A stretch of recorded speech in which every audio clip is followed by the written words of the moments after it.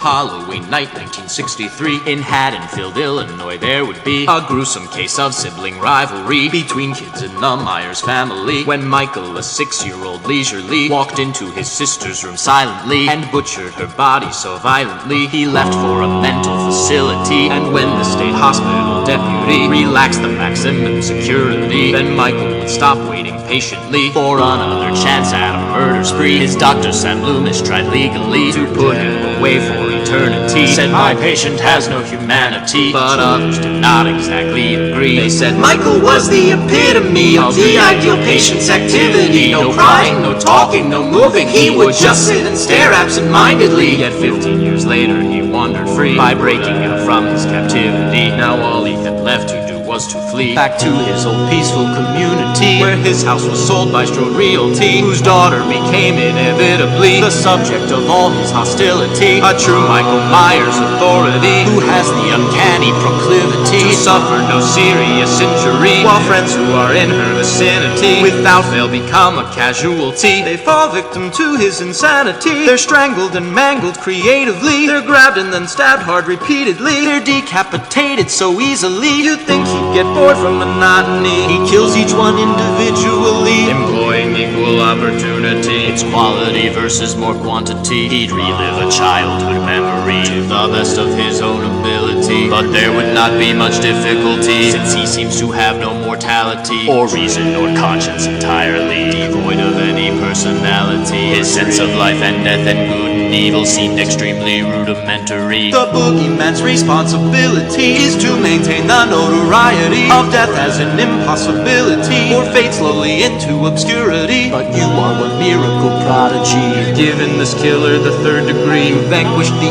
evil amazingly, ignored all your bothersome OCD to check up on his heart accordingly. So while he is lying there lifelessly, while you are still breathing so heavily, you sit there and thank God that finally it's over, it's done with him. Luckily you planned each potential contingency. You blinded his eyes temporarily. You drove that knife through his chest cavity. You shot him in every extremity. You forced him right off of the balcony. There's no way in hell that he'd possibly get up and walk right off your property. That stuff only happens on the TV, so you'll be safe in police custody. They'll quickly make a positive ID of Micheal's cold twisted anatomy. You'll garner the neighborhood sympathy, and after a good deal of therapy you'll be back in touch with reality and understand why philosophically the apple does not fall far from the tree when creating our own worst enemy.